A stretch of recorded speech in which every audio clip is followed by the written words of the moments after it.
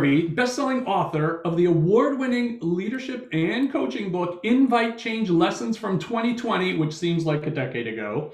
The Year of No Return is the CEO of Invite Change, which is a coaching and human development organization that shapes a world where people love their life's work.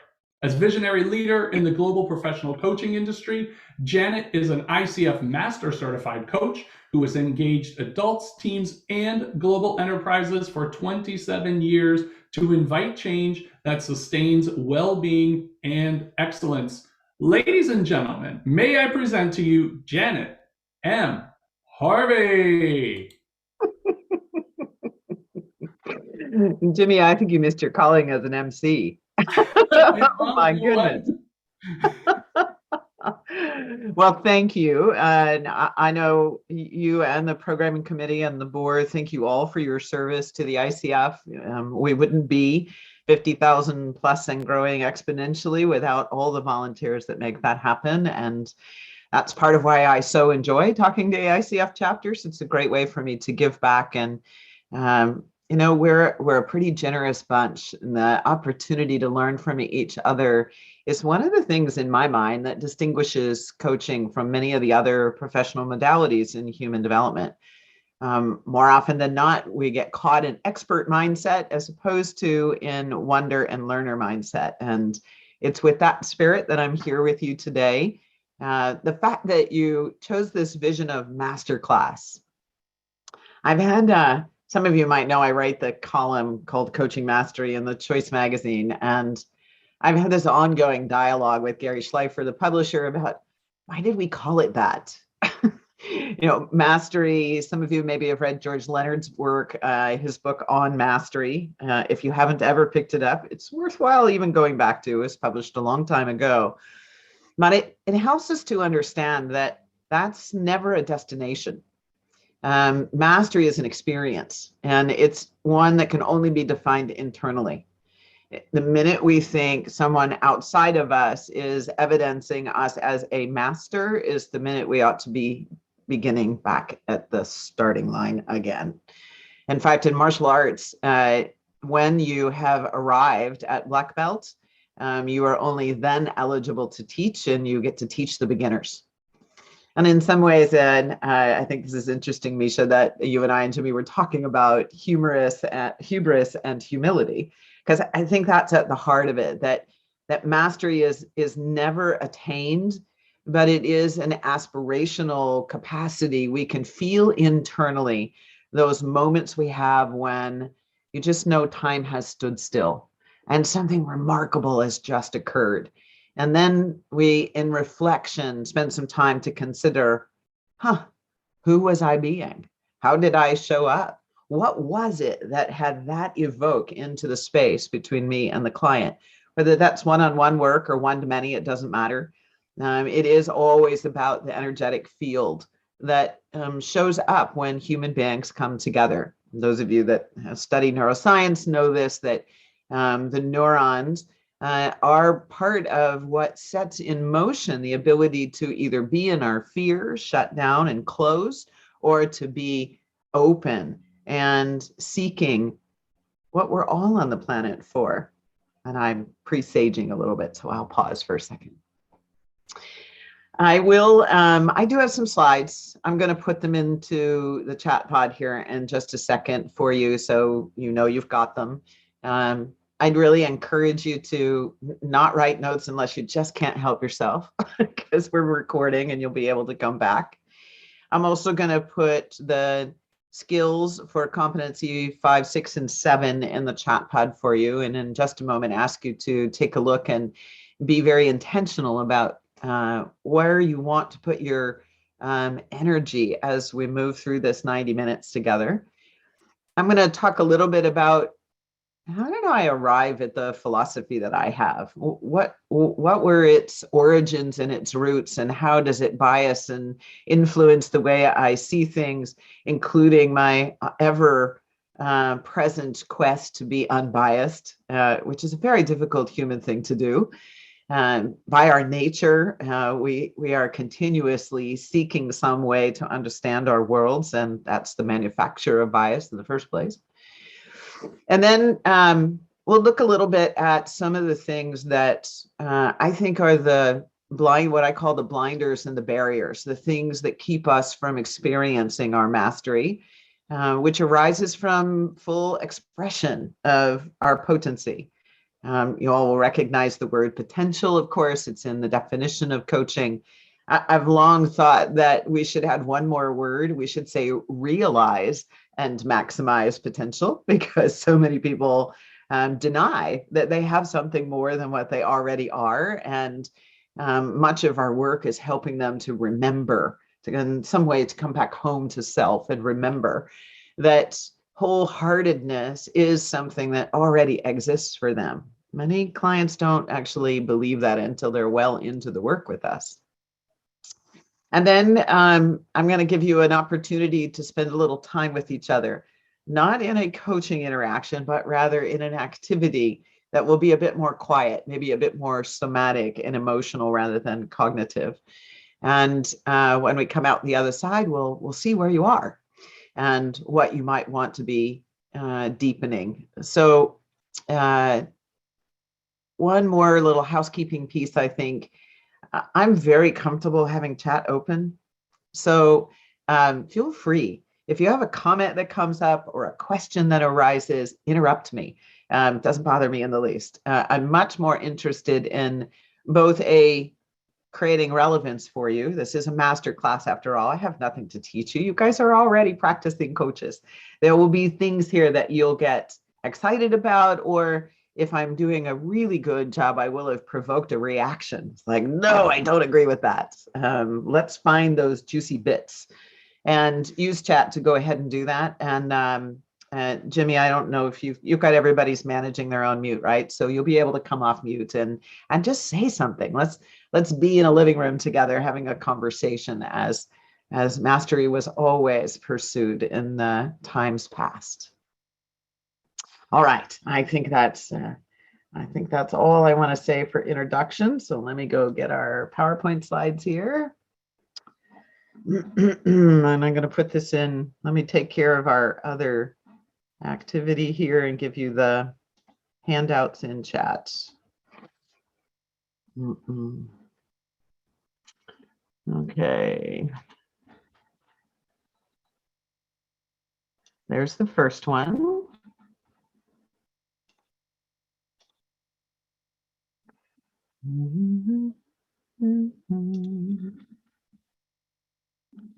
No, that's not the right one. This one. There we go. Okay. I'll give you a moment to be sure that you can download that. Let me know if anybody has any difficulty. All right, I'm seeing thumbs up. That's great.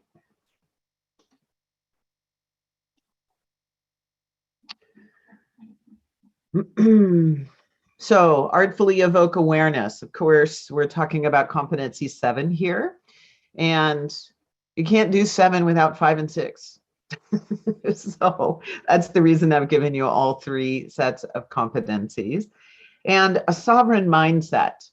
Mindset could mean a lot of different things to you. So think of sovereign as an adjective to mindset. It's a type of mindset.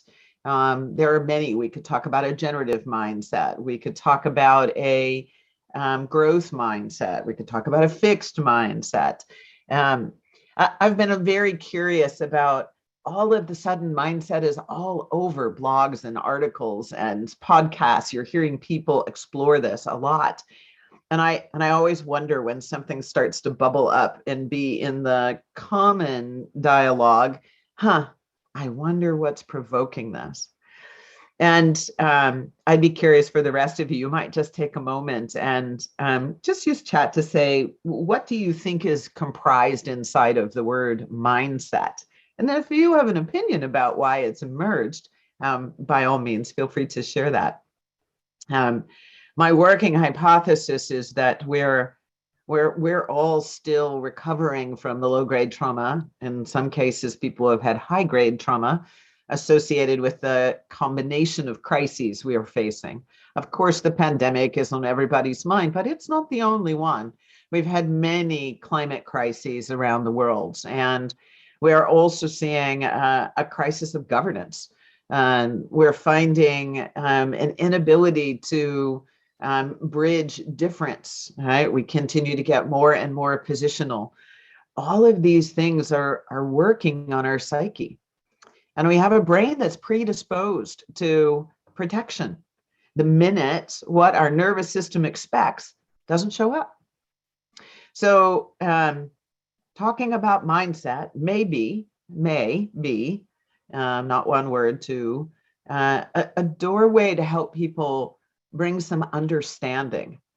What's causing me to feel the way I'm feeling? And do I have anything that I can tap into to have me feel something a little different? Yes, influencing your perception of a situation, Melissa, exactly.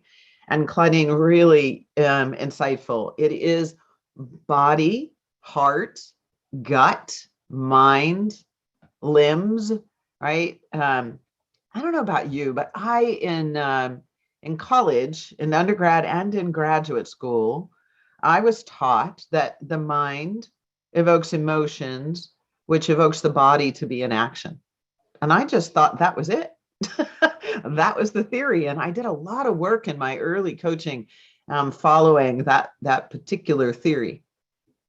I will tell you that about 15 years ago, in my own medical journey, I had a period of time when I worked myself to almost adrenal failure.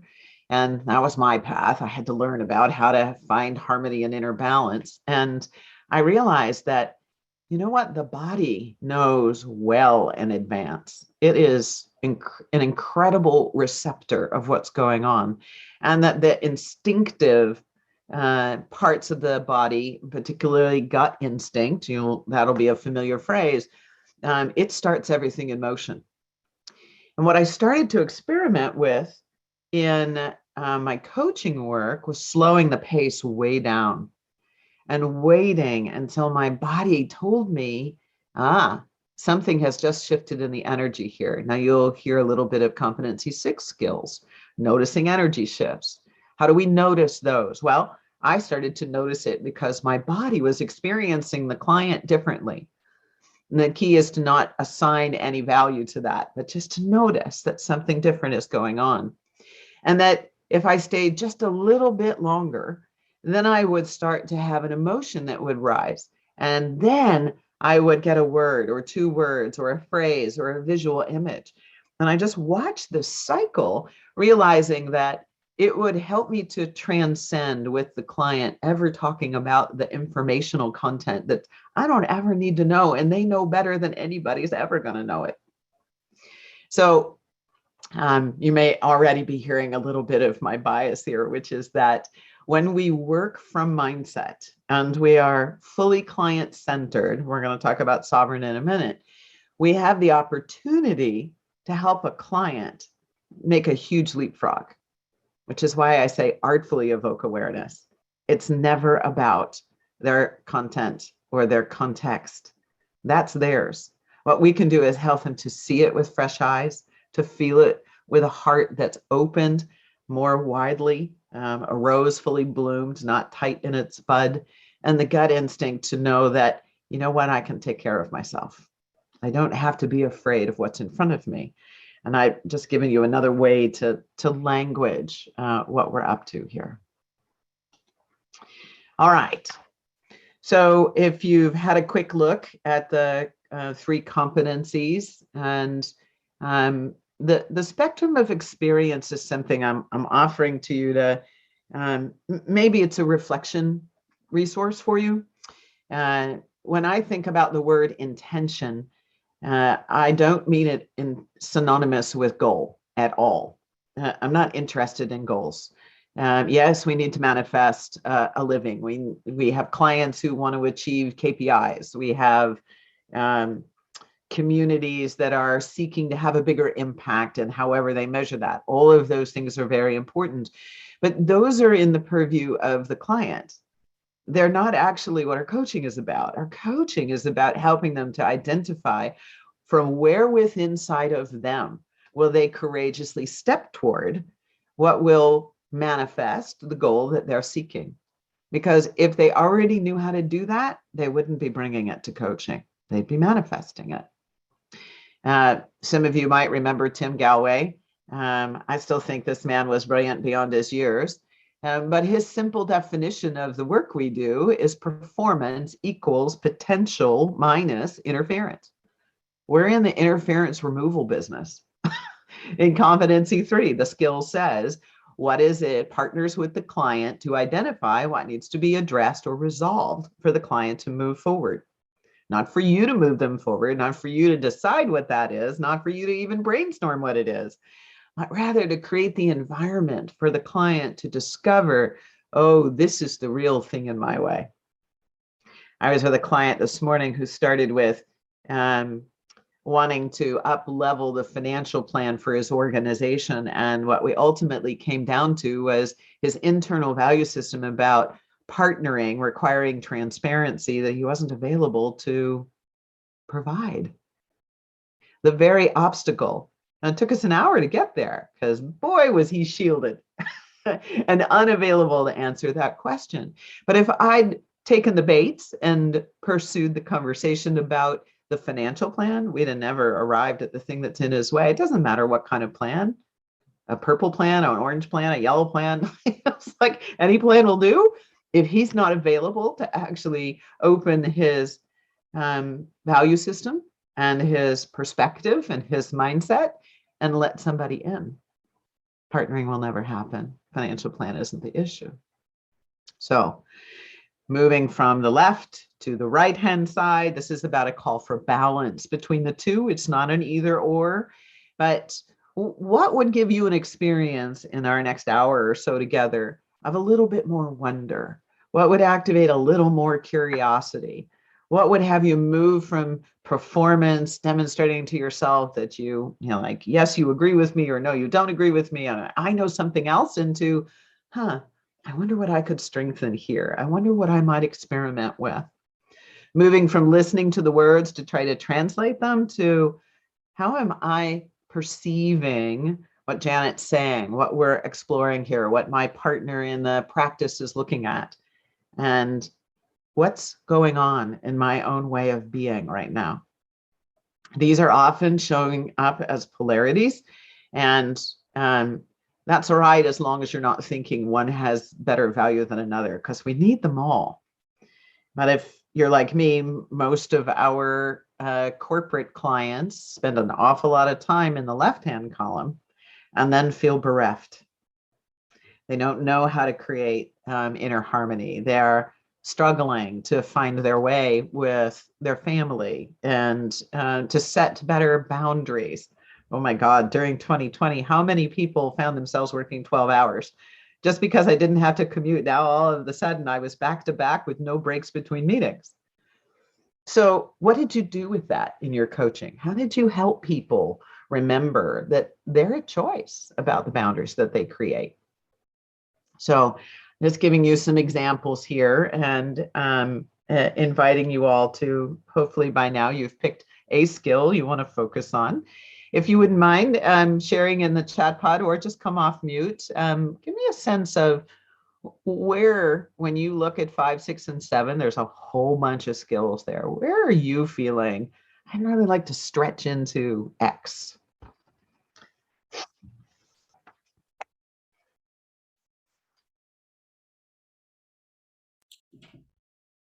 I really resonate with the first one, Janet. Kim and I were just saying that you remind us why we chose coaching in the first place. So thank you for being in the being and not being in the doing. I see a lot of our new coaches in the doing, which is, you know, normal, very normal. I've been there. I wish I can go back and give 100 free hours to the first 10 clients I had. But I think the expert to wonder would be a great place to be. So I'm in a complete wonder right now. Great, great.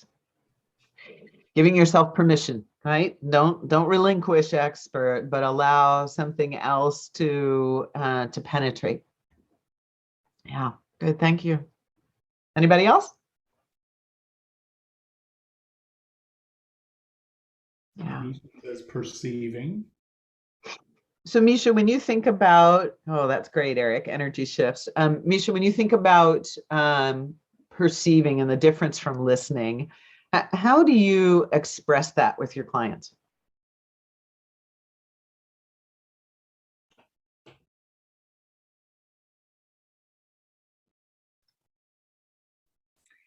Sorry, I was eating lunch.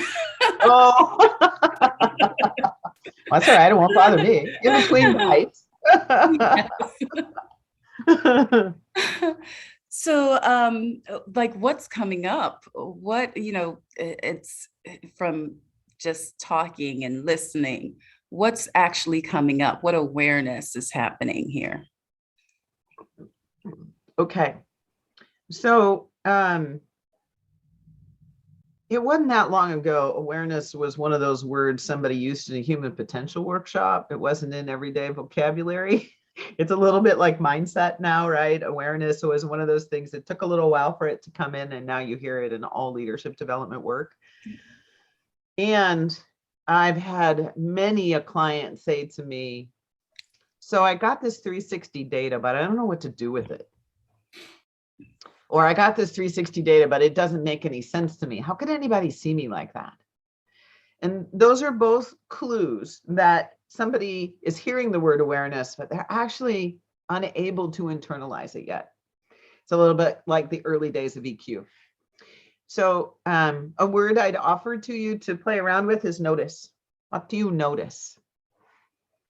And if you were to describe what you notice in emotional language, what words would you use? And if you were to give me an example of when you've had that experience, what would that description be? Going to metaphor. Then what did you see in other people that you were with at that time? And how did you make meaning of it? Well, notice these are all really simple questions, but one of the ways to be more artful in evoking awareness is actually helping our clients recognize they are noticing and perceiving far more about their experience than they have any habit muscle to claim and name. That's one of our jobs, right? So be careful. This is as much for myself as all of you with using our jargon. Our coaching jargon does get in the way for clients, particularly if you're working. I've seen even in some of the NGO work that I do, they're so focused on service and stewardship to other people that they actually don't have a lot of facility with their own sense of self and what would strengthen me. They tend to run on empty. Might even have a little bit of a hole in their gas tank and don't even realize it's leaking all the time, and they never can stay filled up. So these are opportunities if we can stay in ordinary language and help them to reclaim or restore vocabulary in a way of having some ownership over the experience they're having. Because we can't take them to what your inspired experience if they actually don't know how to describe experience. So mirage of separation. Before Yeah, you go move ahead, on Jenny. to that slide, can I ask a question? Sure. I was curious. So I see on the left-hand column things like expert, influence, doing, and you had mentioned corporate. And so, as soon as I saw this come up, I thought, oh, well, yeah, everything on the left is how we measure performance, how we measure people at work. And the right side of wonder, curiosity, development, those things are hard to measure. You can see how many courses someone takes and the corporate compliance and all that, but I think that's one of the reasons why coaching is so important. But I think it can gain, we can see a greater outcome maybe if we could figure out, how do I measure wonder? How do I measure curiosity. And there probably are, you can measure anything. I know. We just haven't put it into place. So, but it makes me wonder, like, how different a workplace might be if instead of measuring expertise, we measured wonder. Now, a board of directors would probably have a conniption, but what are your thoughts on that, if any? Oh, actually, I think almost 15 years running, and the top 10 things that CEOs have as a priority always includes innovation and creativity. Mm-hmm. You can't do that from expert.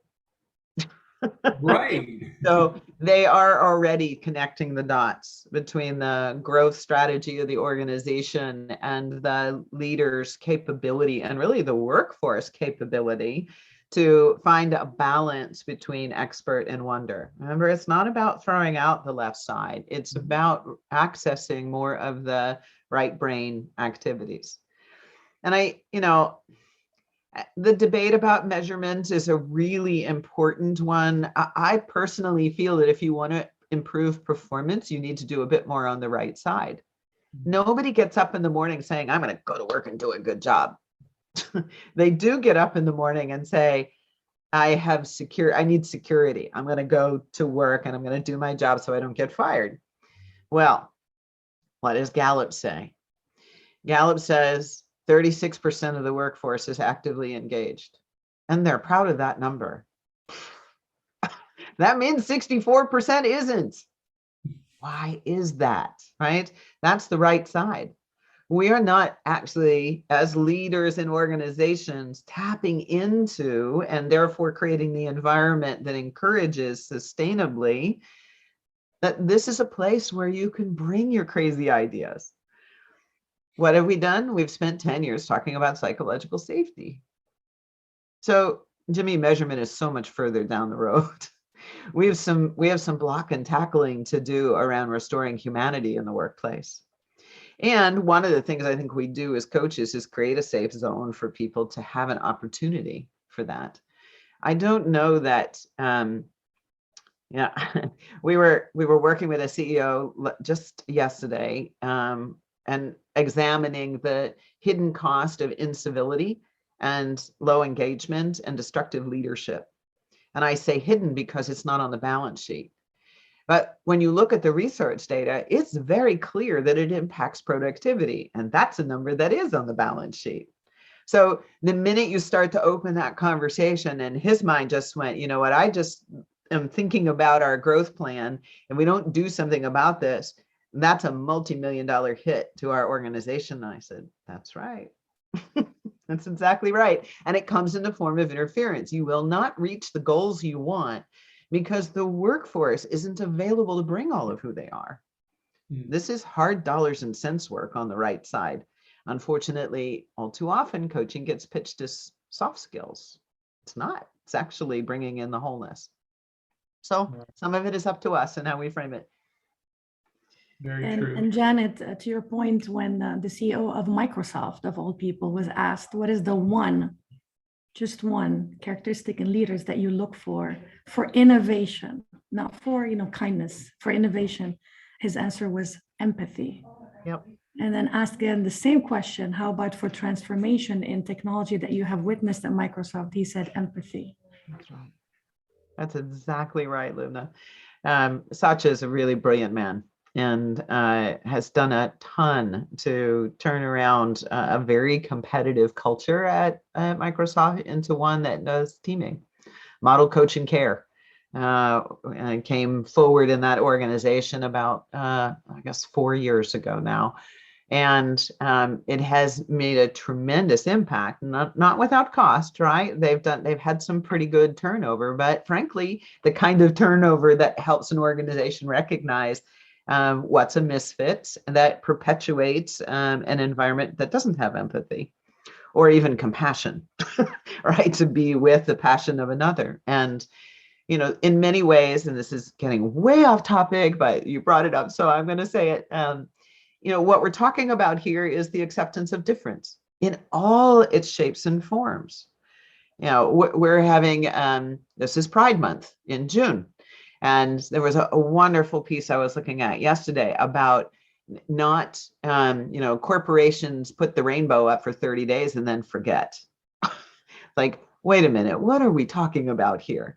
And at the end of the day, we just other by labeling. It's like, okay, we'll celebrate Pride Month.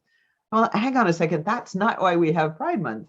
It's to recognize that we value those differences, that is the human condition, is our diversity. But we've got a mindset that's blocking it. Where do you think that is? That's on the left-hand side. That's protection strategy. It's not about being able to recognize, oh, you are different from me.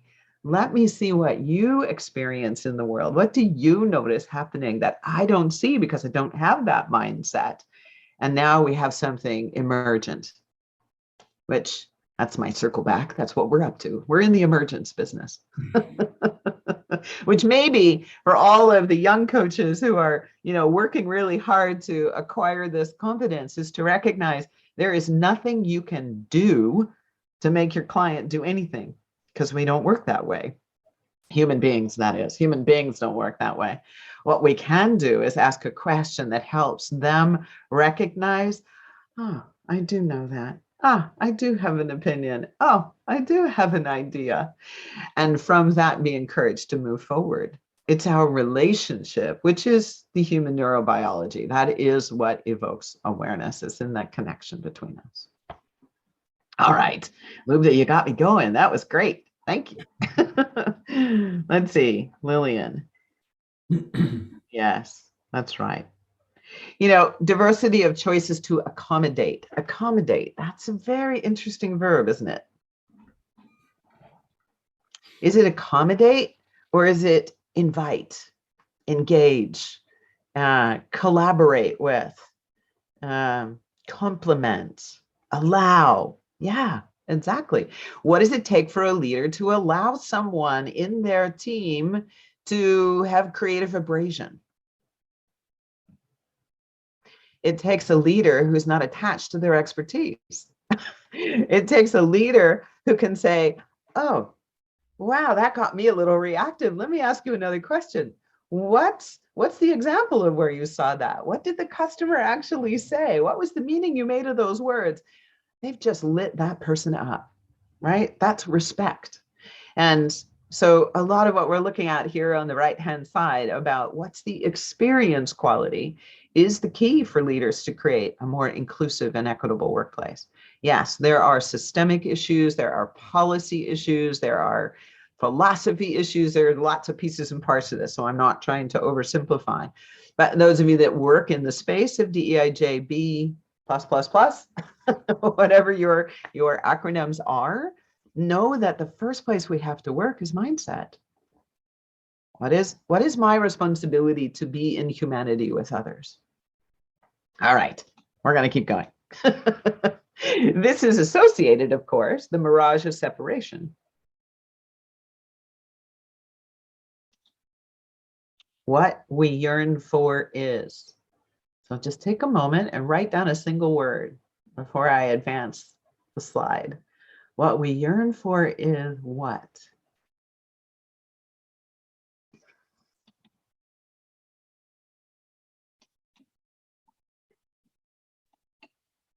It's meaning. We yearn for meaning. All human beings do. From before there was even, right, Jimmy? So communion and belonging. And for you, likely communion, connection, these are where you get meaning. Without connection and the opportunity to see our own reflection, we don't know why we're here. We just don't. And, the good news is we are social animals. We're always together. Each of us know that we came into the world for a reason. It takes us a little while to find it because we have to develop into a functioning adult, right? We create a personality influenced by all kinds of things, from our family of origin to our geography, to our anthropology, to our lineage history, all kinds of factors. All of which, by the way, are important. I know it's not our competency that we're talking about, but identity. How fully are you asking about the identity of your clients when you are contracting in your relationships? If you're not doing that, you're narrowing the field of awareness that's available to you. Most of us spend our entire lives seeking answers that are beyond knowing. This is the spiritual path, whether that's a formal religion or something that you have manifested for yourself that you find meaningful, the quiet moments of contemplation, the walks in nature, the reflection, if you like to journal. These are all opportunities where we're asking the question over and over and over, who am I? What am I here for? How do I live my full life? And ultimately, a mindset for wholeness is how we generate wonder and gratitude. The sense that I am so much more than any given situation that I find myself in. And when I can fully accept that, then I see the world a different way. It's like putting on a new pair of glasses. It's like, oh, there's something there I didn't see before. Good friend of mine, Mark Thompson, some of you might know Mark, executive coach. And Mark gave me a gratitude exercise when we worked together many, many, many years ago at Charles Schwab and Company. And he said, at the end of the day, take 10 minutes on the left side of the paper, write down as many things as you can think of that you're grateful that occurred for and with you in this day. And when you feel like you've run out of energy, on the right-hand side, write down the name of each person that you were grateful to interact with. And then just put it away. Well, I noticed after about 4 or 5 days of doing this activity, there was a relationship between those two columns. And it wasn't something I had seen before. The people I was associating with, and then I found I associated more with because I just felt such great gratitude with them, were the reason that I was creating things in my life that I felt grateful and proud about. That was the way I learned about this neurobiological predisposition to being social and connected. We're always striving for belonging. Always, always, always, always, always. Now, it's kind of a hard concept inside of organizations. And yet, when people feel competent, it doesn't usually start internally. Mr. Rogers did such a great job with raising a generation of kids and emphasizing self-esteem, but we still have an awful lot of people that struggle with that. And they identify their competence from the outside in, not from the inside out. How would you ask about that? You might write that question down for yourself. What would you ask a client about the source of their own identity, their source of self-acceptance, self-regard, self-esteem? What are they proud of? What do they feel consciously competent in? It could go in any of those doorways, and help them to name it with you. And so if we had that as a foundation, where would we go that's not known for you? What are you yearning for? It's a question I ask in the setup with a client. Where did I learn that perspective? Oh, I'd say it's probably all of the above, Lillian. Having grown up different with a birthmark on my face, I learned really early on that I didn't look like anybody else. And my family tried to have me think I looked like everybody else until I went to kindergarten. And then I was clear that I wasn't. And so all throughout my life, I've been in this journey of, how do we land at a place of certainty internally? And I think it probably takes a lifetime.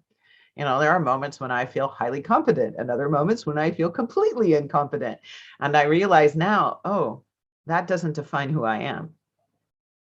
It's a moment of an experience that I'm having. Do I experience competence?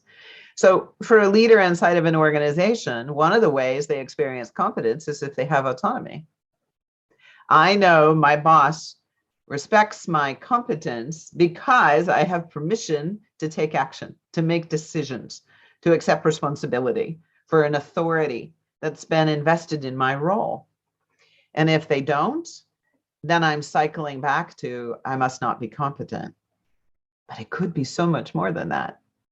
So what I'm giving you here is self-determination theory. For those of you that are wondering, that might want to recognize that. Richard Ryan and Edward Dece's work, self-determination theory, replaced what we thought human motivation was, which was the fear of death, with the notion of competence, autonomy, and belonging. And we experience belonging when we are accepted as competent, as evidenced by having been given permission. Everything I've just offered there, that's another place to be exploring. All right. And Lillian, I suppose this is how I, yes, asking questions that provoke the inside wonder. You know, imposter syndrome is a fascinating area to explore with people. I personally have felt that when people say to me, oh yeah, I suffer from imposter syndrome, I wonder if they don't say to themselves, I am an imposter.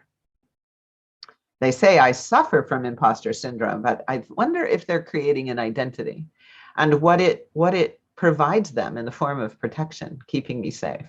Well, so I think the reverse of that, because my brain is, I'm very neurodivergent. And so as a kid, when people said things to me, I would say to myself, why did they say that? And then I have come up with this huge long list. And I found out very early, like when I ask myself that question, it means somebody's proposed it to me before, and now I have internalized it. And so then I went through the opposite way of reversing that by asking the question, who told me that? Right. Beautiful. Beautiful. And for the rest of you, you just got another toolbox. I mean, another addition to your toolbox to ask the reverse engineer question. Absolutely. Who told me that? Where did what was the circumstance I learned that in? And by golly, can I get current with who I am today? Because I'm not the person that adopted that belief way back when. All right. So this is a little bit of philosophy, and it is anchoring some of what we've just been talking about.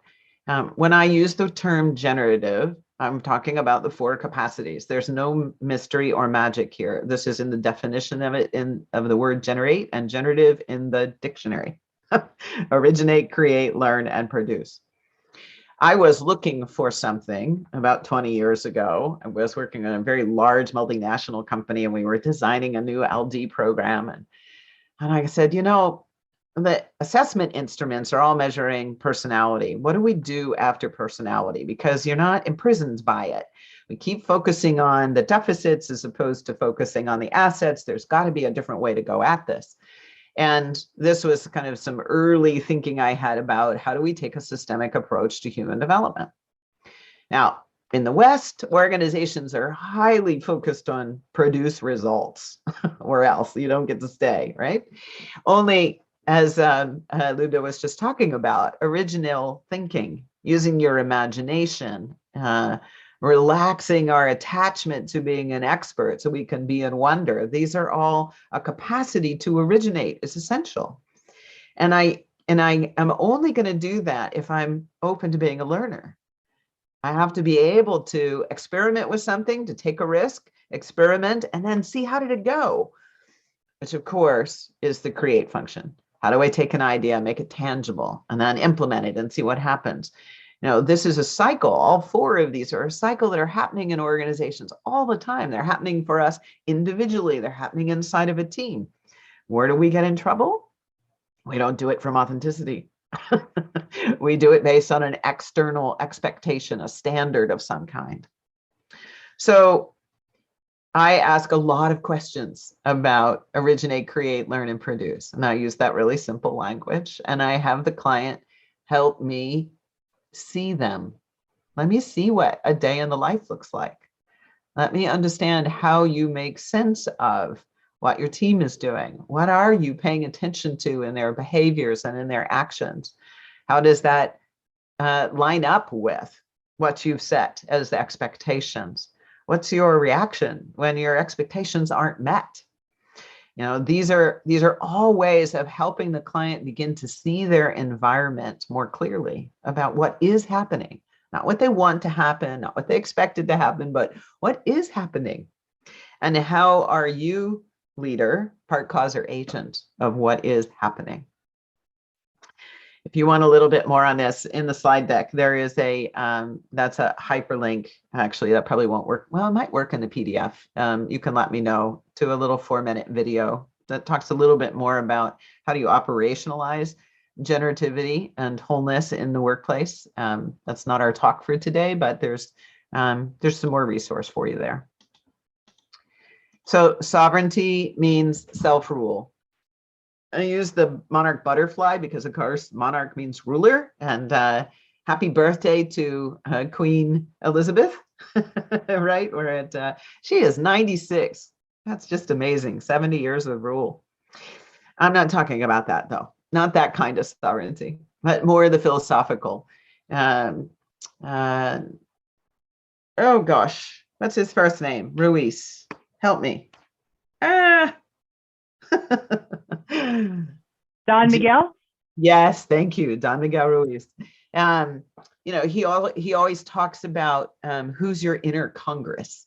I think that's a nice metaphor as well.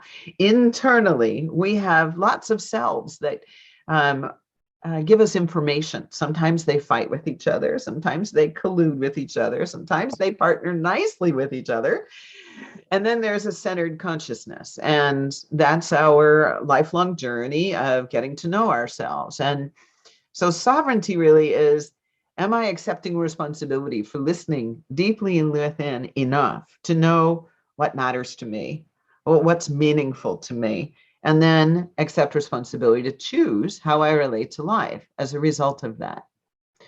9 times out of 10, when a leader's in trouble with somebody on their team or with their boss, it's because they've acted out of integrity and they don't even know it's happened. So, the simple circle diagram is to say, these are all doorways into your client. They're living there. They're living their life there. They don't even know it's happening because they're unconsciously in habits and preferences and biases and assumptions about what's expected of them externally. And when we can slow things down enough for them to reconnect, come back home to themselves, and they start to see, you know what, I've stopped being deliberate with my choices. Now, they can't get there if you're not trying to evoke awareness. How do we do that? In those skills that you see in Competency 7, it's about, as we've been saying from the very beginning for our hour together so far, we spend time helping them to articulate what is the experience of their life.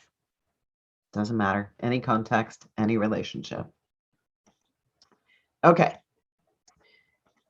This is just a sweet little piece from Rumi. I would imagine you all know this. I'm kind of just looking at your faces to see. Seek the wisdom that will untie your knot. Seek the path that demands your whole being. On the left is what we call an invite change, the Rosetta. And, this is meant to help clients understand that they might enter the coaching partnership thinking they want a new quality of life. Something in their life is off kilter in some way. There's some circumstance, there's some context, and they're going to push their way to something else. But the world doesn't work like that. It starts from the center. Who am I? How do I know that's who I am? What are the essential traits that make me, different from Jimmy, different from Luda, and so on? And we might use the same words, but I don't share the same history. I didn't arrive in this moment to be in this circle sitting with all of you in the same way that each of you did. It's unique. We have practices in our lives, ways that we've learned to navigate. Are they supporting what we want? Well, let's look at our values. Are we living in a values-aligned way? Are we making decisions that are congruent in integrity with our values? What about our principles? What do we stand for? And ultimately, that body of work of returning home to the authentic self and giving it a currency to this moment in time is what helps people then Use intention. What's the experience you want to have instead? What choices and actions would you make? And this is how we begin to influence our context and circumstance. It doesn't happen overnight, but it won't happen at all if we don't help people come back home to the center of who they are. So that's another layer of artful evoking of awareness. I had somebody say to me yesterday, well, my client, I'm doing a lot of performance coaching right now. My clients come and they talk about strategic plans and they want to, achieve a goal. And, and I said, and so how are you working with that? And this coach said, well, I'm doing what the organization's asking for. And I said, are you really?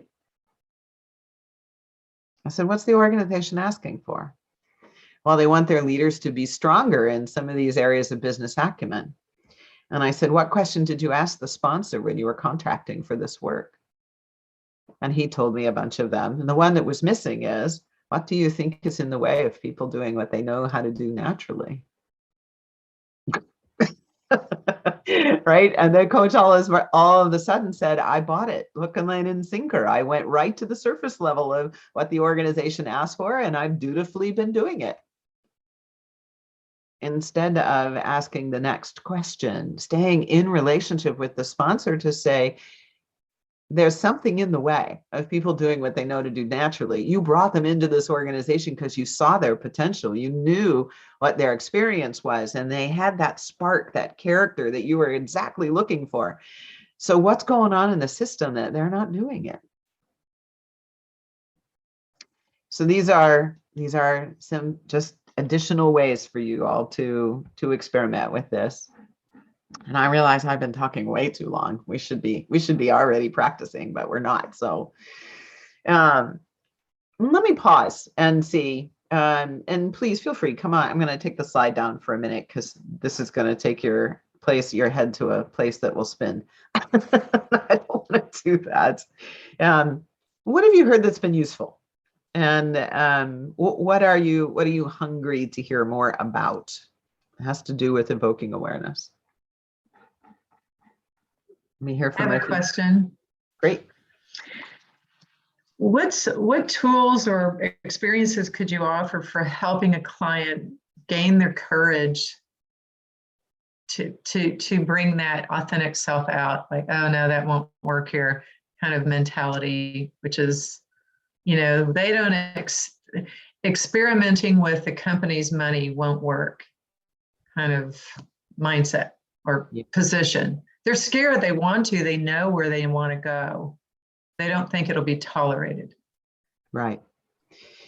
So there's a couple keywords in what you just said. They don't think it will be tolerated. And there's also, notice the history, they don't do it like that here. So that in a lot of ways, what happens in organizational life is that we buy the stereotype. And we also think that we have to make that leap. So the first place that I'd suggest is slow things down a little bit and break it down into smaller steps. Anytime I hear no from a client, no, that won't work. No, I can't do that.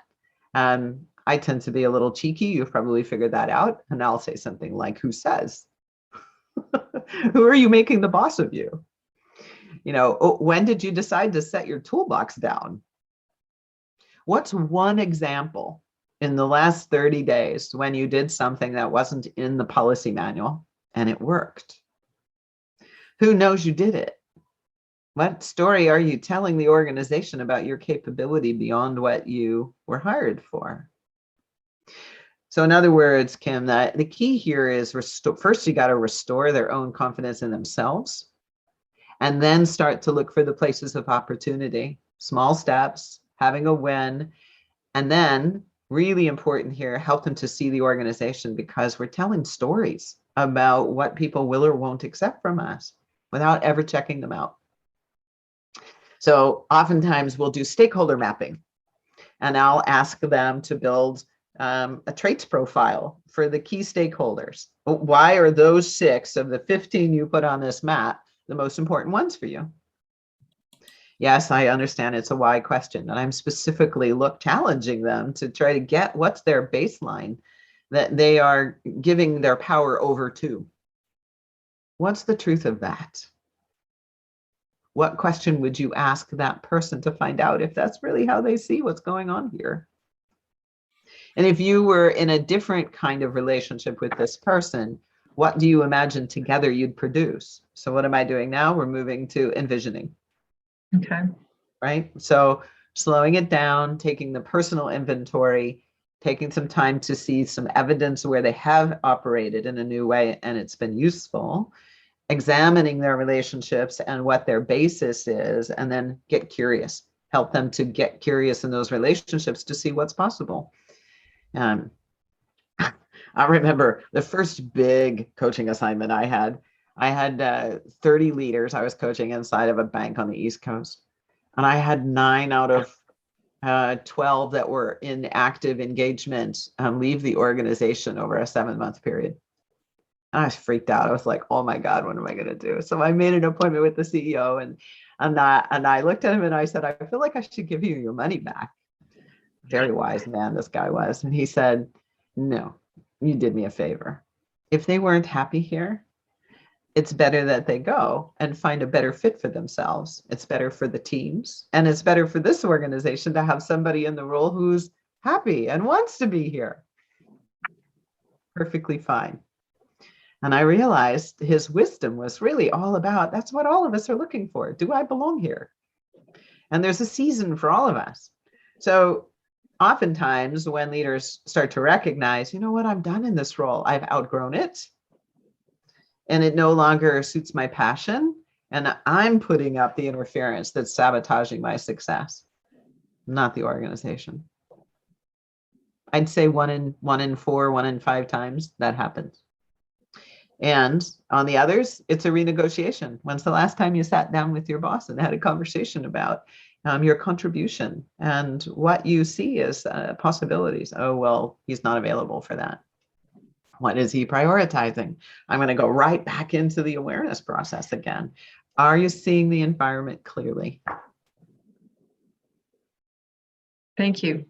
Yeah, you're welcome. It's okay, Iris. That must be driving you crazy, though. What else? What have you found useful? What questions do you have? One thing, Janet, I really is popping up for me was your slides about authenticity, being our authentic self, and how that goes with identity. And I think sometimes we don't always, identity is one piece and the authentic self can be a separate piece. Well, they need to, how can we help our clients merge the two if they have an identity, but haven't become fully aware of what that authenticity is of that identity? And through that, how do we support in accepting that? Because right, that's that next piece is how do we take that? And because I have found when working with clients, a lot of the disconnect is when they're not embracing their authentic self, right? So if that can be a barrier to a success or even in the leadership role. So you have me, my wheels are spinning about all that. It's a good spin, Melissa. It's a really good spin. And the first place you caught yourself to not separate authenticity and identity, right? And I think this is the beauty. There's a skill in competency 1, in competency 2, 2 in competency 4, and 1 in competency 6. And that asks us to be sensitive to discover, to give consideration to all the factors of identity: context, content, experience, environment, values, beliefs. And I think that what happens for a lot of us is that we go on autopilot and we forget to inventory who we are, let alone get current with who we've become. That's one of the first places. So when people say to me, I'm burnt out, I don't like this job anymore, my boss doesn't trust me, they won't let me be me.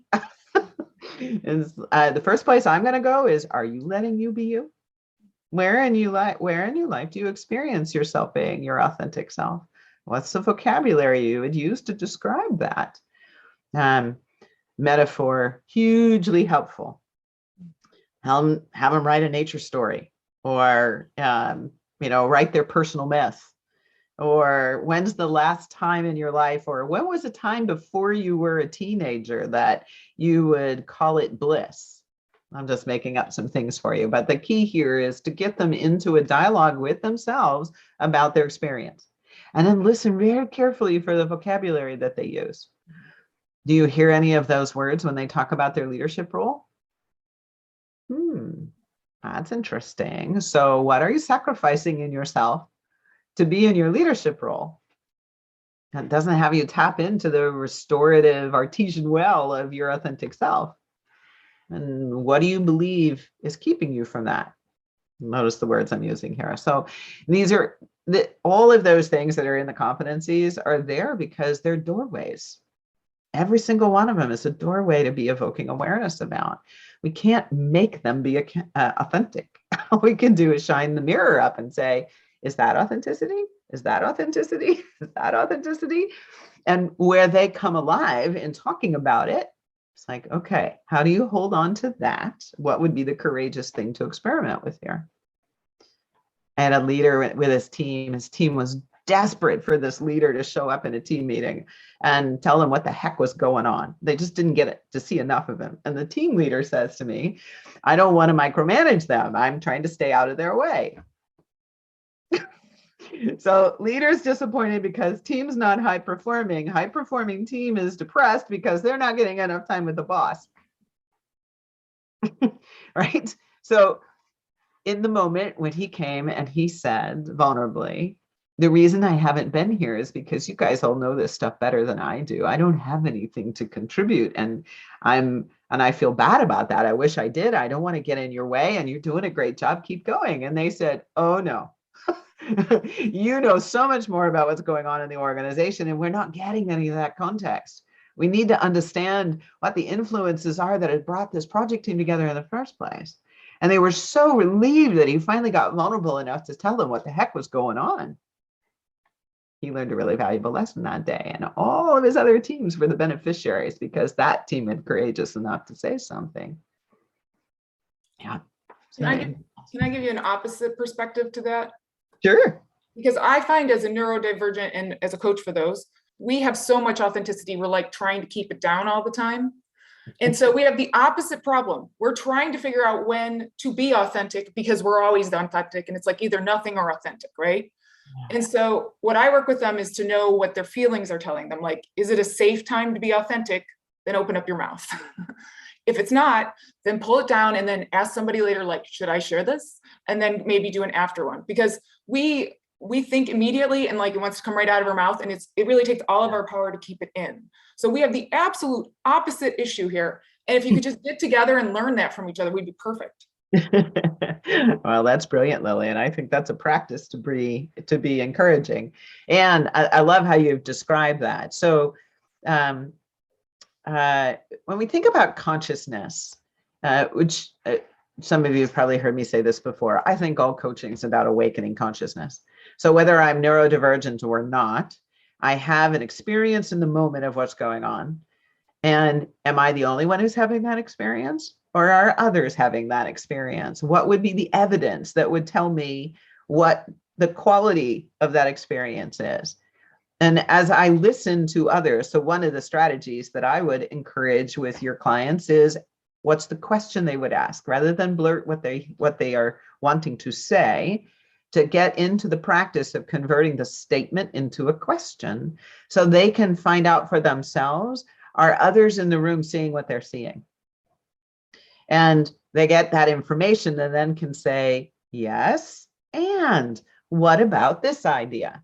So they essentially learn to build the space for that relationship by inviting the question. That's not as easy to do as I just said. This is one point right. that I always think of is like the gorilla movie that you see where there's like a gorilla in the background nobody sees. I saw it every single time. Most of the people I work with are the ones that see it. And I realized that we see part of the picture that other people don't see. And so if we're talking about the same picture, we're talking about two different things. And so what we have to do is almost have an intermediary that's saying, okay, tell me as big as you can what this looks like, and you tell me as small as you can what this looks like, and we'll put those two together. Yeah, that's right. So when we can, when all of us, but in particular, Lillian, your clients that you're talking about, when we can ask a few questions first We know what we see. Let me see what everybody else sees. And if they're missing it completely, we know we have an innovative thing to add. And if they see something and we realize, oh, I saw that, I didn't see that in the same way, then we can ask the question, would it be all right if I gave you a contrary point of view? The key here is relationship. It's not about who's right or wrong. There is no such thing in coaching. I'm not sure there is in life, frankly, but that's a whole other thing. The key is, can we stay in relationship and stay curious and stay in the invitation? What else is here to see? How is it influencing what we're experiencing? Yeah. All right. So where are we? Yeah, Liz needs to go. Thank you, Liz. Good to see you.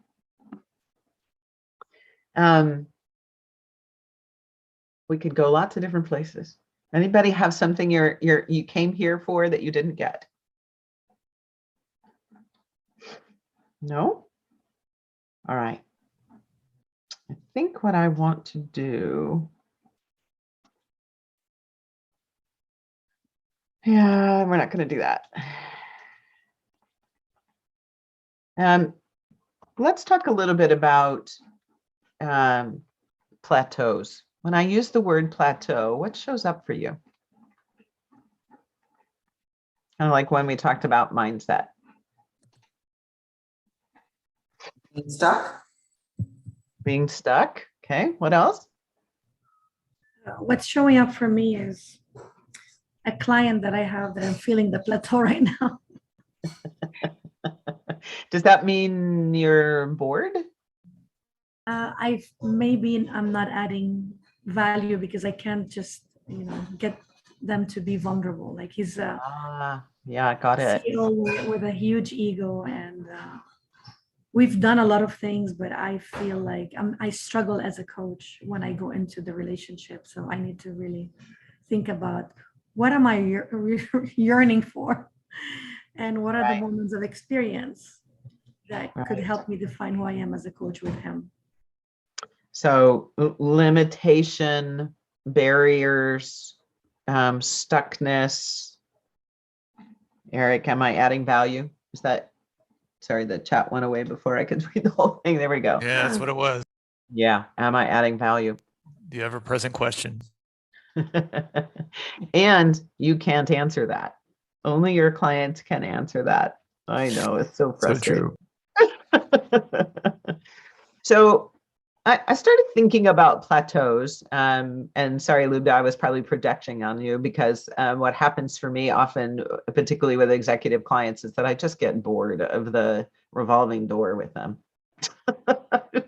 And it does take some courage to have a session that says, before we start our coaching today, we're going to have a little bit of a check-in.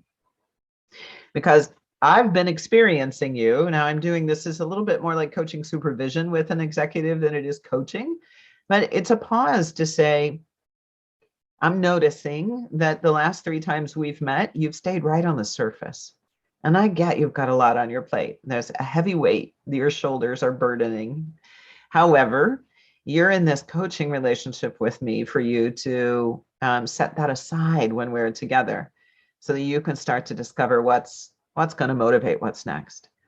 We need to be courageous to call it, notice it, offer our perspective, our experience, and then invite the client. And this is the hardest thing to do, is to then stay very quiet. I had a client from like 15 years ago send me a LinkedIn last week and just went on and on and on and on. And he said, but at the end of it, he said, and the very best thing was, you never let me off the hot seat. You are the very best in silence.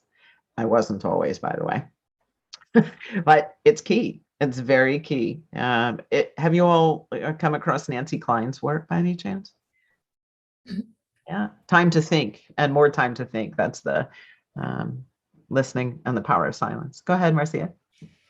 What you just said is so helpful to also the clients that come every session, starting with, what do you want to get from the, I don't know. So this checking is helpful, of course, first session, second session. So there's some like, when are you going to open the door or the window, or right?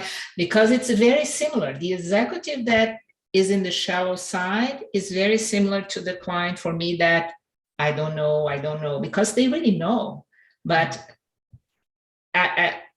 something that we can be brave to say, what will help you to know, right? Or something like that.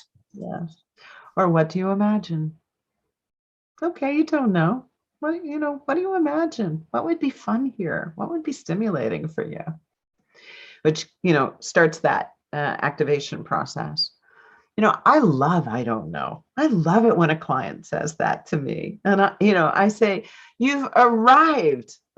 We're finally here to do some learning and growth and change together. Fantastic.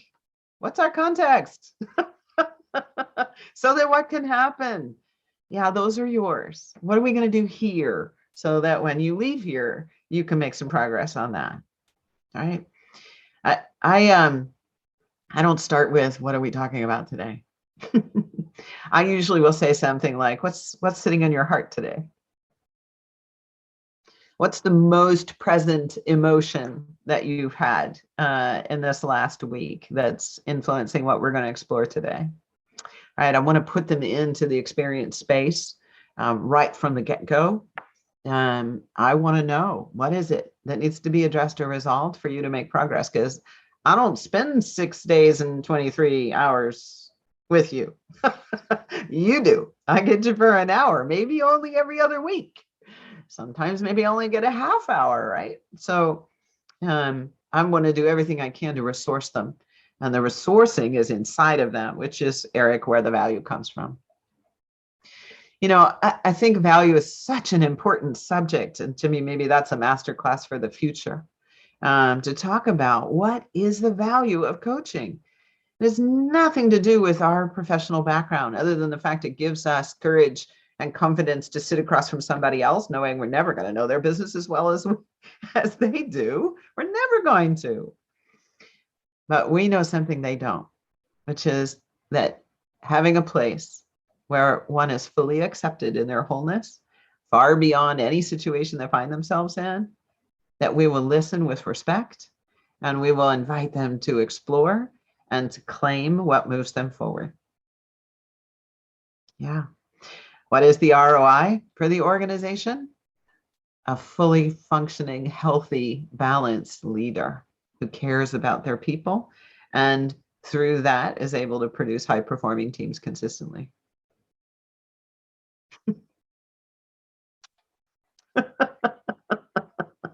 Yeah, and what's the value of that, right? So thank you. Yeah, exactly. That's the guy I was telling you about, who could run the numbers in his head and go, oh my goodness. I said, exactly. I mean, one act of incivility can cause a person to slow down their productivity, avoid that person, which means they're not going on to the project teams that they ought to be going on to. They will talk with other people about it, so it becomes infectious. And there's a series of about 12 things, all of which have numeric and a research base in human behavior. This is a lot of the underpinning on psychological safety. It's a ton of money the organizations are losing in productivity. And we use a really simple productivity measure of total gross revenue, number of employees, and they might be a blend of part-time and full-time, and do the division, and you get an hourly amount as the productivity per employee. You cannot grow the organization if you're not growing your productivity. Anything that gets in the middle of that, it's off the balance sheet, but it's impacting the well-being and the sustainability of the organization. And these are areas of conversation that I think are really important for those of you that are working in corporate and frankly, nonprofits as well. I think their donors care about them spending their dollars well. So I brought up the issue of plateau because, and you'll see this in the slide deck, I probably will need to write a paper on this sometime soon, but I want to just leave you with a couple of things. For us as coaches, I think one of the things that keeps us from evoking awareness is that we get caught in our own need to please. We want to do what the organization wants us to do. And we take it on the surface as if there's no room for deviation. I don't think we do enough contracting. ABCs, always be contracting.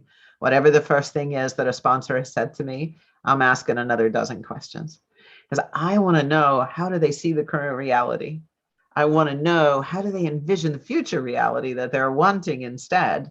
What's the gap? And how do they recognize it? That's the measurement formula. So they have talked themselves into the work before we've signed a contract.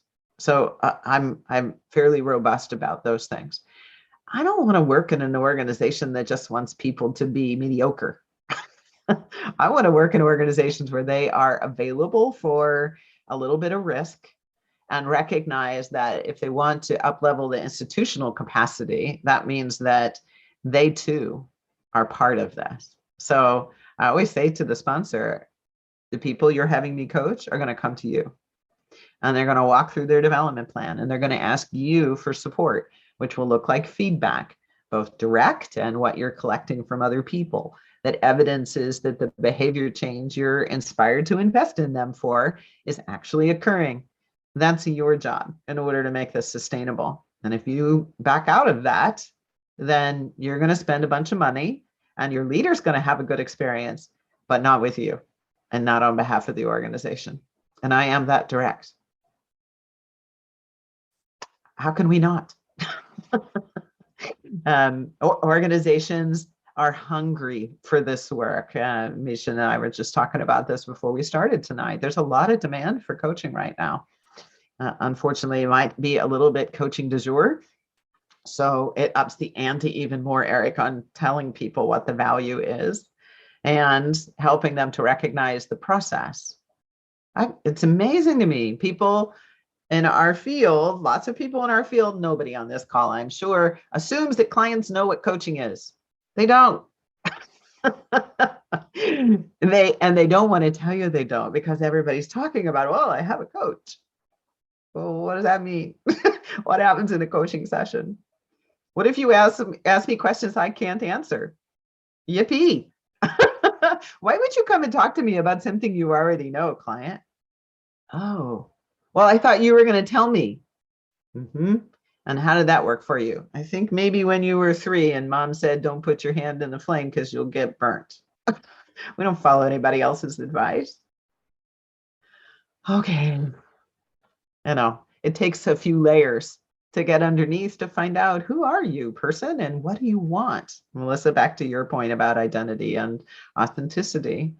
They're not going to answer your first question, Marcia. Okay, I don't know. And what do you know? What do you know about your current situation? What does that tell you you want to build on? What might you be longing for from that? So however they show up, you know, we always use this cliche, meet them where they are. Yeah, but you're there to evoke awareness so that learning emerges that they make actionable. I think what you don't know can be that. It's okay, well, you don't know, so what you don't know. Exactly. I mean, it's kind of ironic in the statement, right? I don't know. Well, even to be able to say you don't know means you know something. In comparison to what?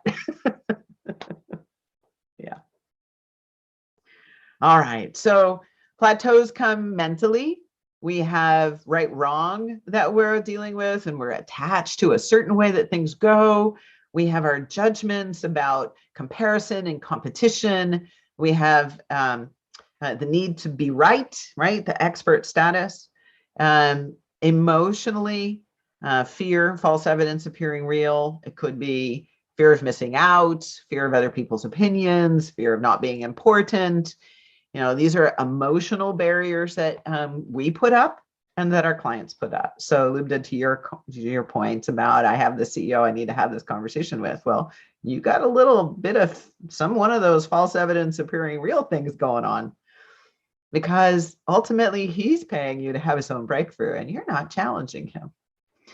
This goes to ethics. You know, you got to recognize when you got a plateau going on and spend a little time in reflection. Dr. Michael Carroll talks a lot about emotional ethical maturity. And to me, what this means is recognizing when we've both fallen into the comfortable pair of slippers underneath the bed.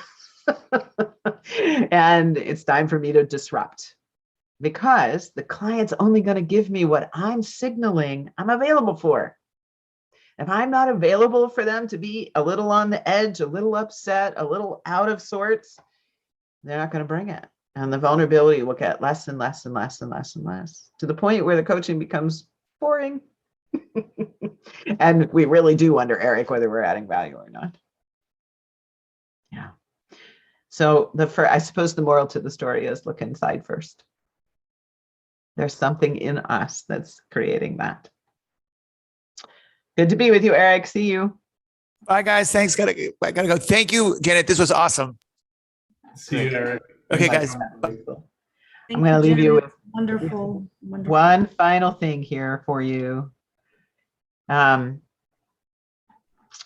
These are 3 practices. How do you sustain love in your work? We've been talking about this all, what are you, afternoon? Where are you? You're in Florida, all afternoon. Base your patterns of being and relating with a beginner's mind. So be kind to yourself here, but be in the inquiry question. What's stimulating the experience I'm having with my clients that I'm not finding as satisfying as I used to? You know, meditate, dance, sing, walk in nature. Ask the question, what's moving in me right now? What am I wanting right now? And see if you can catch the pattern of when you stopped loving what you're doing.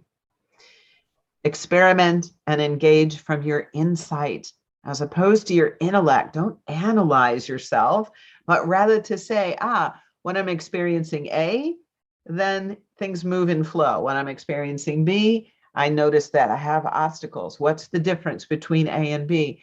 At the level of your gut instinct and your heart. And then, of course, deep honesty, so important. There's always more than now. This is a moment in time. Our principle of whole, resourceful, capable, and creative means just that. You are all that you need to be already. Never need to go to another masterclass. The key is being able to listen more deeply within. So those are some practices to take away. And it's been a pleasure to be with you.